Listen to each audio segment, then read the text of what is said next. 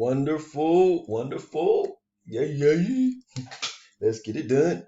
All right, so with this next port, we're going to go and combine things together again. So we've already dealt with some, amplitude and phase, period, amplitude and vertical shift, and then we put them together. We did period and finding the new tick marks. All right, and then now we're going to do finding the amplitude along with the new tick marks and the period. So we're going to put all that together. So here, I'm going to call this example 6. But also, again, if you want to call this example 5, you can do that too. Same thing. Sample 5, sample 6. All right, so with this, we're going to determine the period and the tick marks. And I say, and the new tick marks.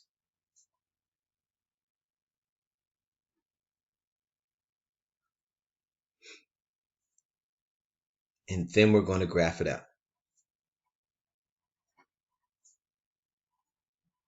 And again, remember with our graphing, we have a certain order and pattern that we've been doing it. So we're going to continue that pattern. All right, so first off, let's go ahead and deal with A. And then we'll go ahead and pull up B after we finish A. All right, so looking at it here, they want us to find a period and new tick marks, but also we have an amplitude, so we need to make sure we find that too. So we're going to find that later on after we find the period and tick marks. All right, so here our K, we know is 2. Excuse me. So that means our period is going to be 2 pi over 2, which is pi. So that's a new period. Remember, it's 2 pi over K, and K here is 2. Let's see if I can zoom in a little bit more. There we go. Ooh, right. There we go. Now we can see. All right, so we have 2 pi over K, which is 2 pi over 2, which is pi. All right, so now we need to find our new tick marks really quick. And I'm going to go ahead and, because remember our first step when it comes to graphing is dealing with labeling it. So I'm going to go ahead and start like setting things up so we can actually label it. We're going to need some space because our amplitude here is 4. So we're going to have to use some space here. So I'm going to come down. Let's see, that's 1, 2, 3, 4, 5, and 1, 2, 3, 4, 5, 6. So it's okay. Somewhere around 5 or so is needed. All right, so we're going to go ahead and do our new tick marks really quick. Find those. And again, remember, our last one here is your period. Always your period. Just like we said in the last video. That's our period. All right, so the next ones, we're going to find our middle one, which means we take the period divided by 2 or multiply by 1/2.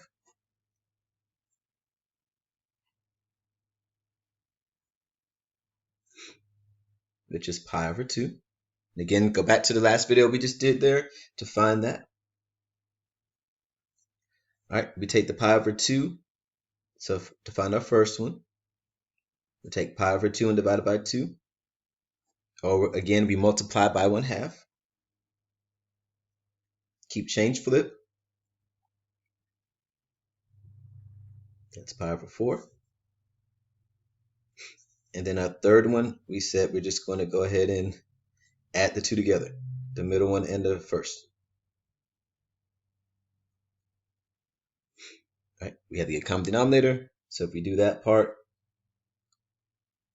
that is 2 pi over 4. Sorry, just trying to think in my head real quick. So that's 3 pi over 4. All right, so we get 3 pi over 4 right here. All right, and then while we're at it, let's go ahead and label our graph, because remember that's our first step, is labeling our graph.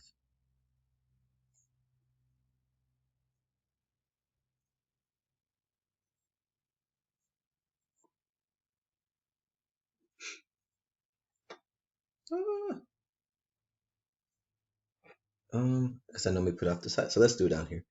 So we labeled it. All right, the second step is to go ahead and find the graph out the parent graph. Sorry about that. I lost my train of thought again. All right, so then we graph the parent graph.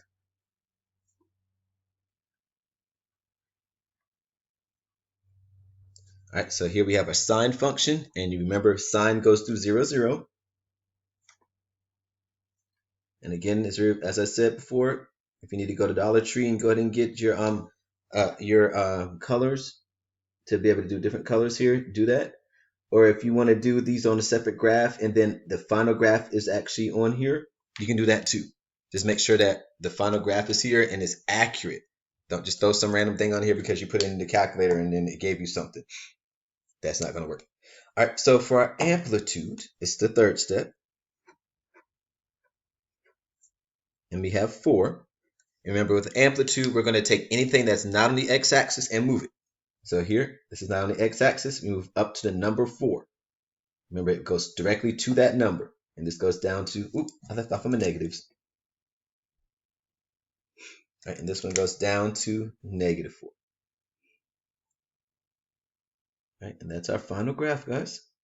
And we put the period, the phase, period, the new tick marks, and the amplitude all into one graph. Easy, simple, not hard. Good job, guys. Good job. All right, so then let's go to B, and let's do this also. And again here, this is our quick way of doing it. This is not, the other way was a lot longer.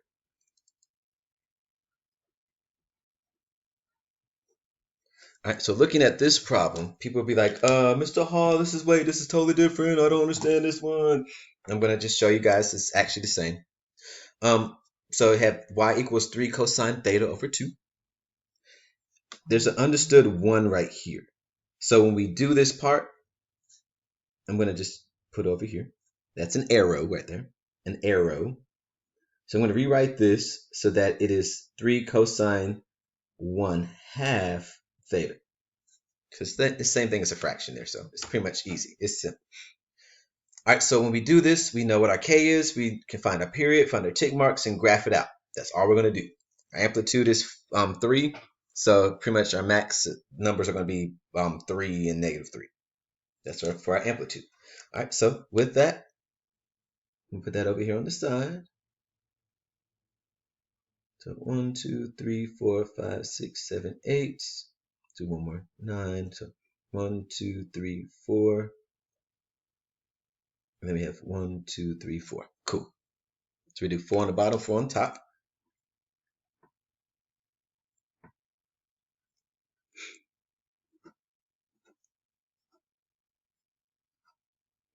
All right, so let's go ahead and find our period, our tick, and our new tick marks, and label our graph out like we said we're supposed to.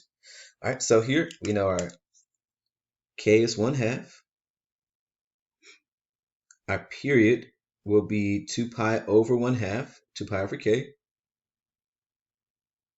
or multiplying it by 2. So remember, keep, change, flip, which is 4 pi. All right, so we said again, the last tick mark will be the period, 4 pi. It just gets really blurry right there. I don't understand why. 4 pi right there. 4 pi. Whew. I don't know why it's doing that. So it's 4 pi. Sorry about that. All right, so after that, we go ahead and find the middle one. So the middle is the period divided by 2. So this one actually is going to be a lot simpler, guys. So we had a period divided by 2, which is 2 pi. So that's a middle one. Our first is taking the 2 pi, the answer we had here, divided by 2, which is pi. All right, then our third, we're just going to add those two together. 2 pi and pi gives us 3 pi. So simple, so easy, guys. It's not bad at all. Not bad. All right, so with that, let me see if I throw the light on if it would do something. It made it better. Okay, a little bit better. All right, so let's go ahead and put the numbers in. And instead, we're going to go ahead and start graphing it. All right, so we labeled it. The first step is label. And even on the last portion up here really quick, remember there was no vertical shift, so that was step 4. There was no vertical shift, so we didn't have to do that. All right, second step here for this one is the parent graph. Let's graph it out. And our parent graph here is cosine, so that means we start at 0, 1.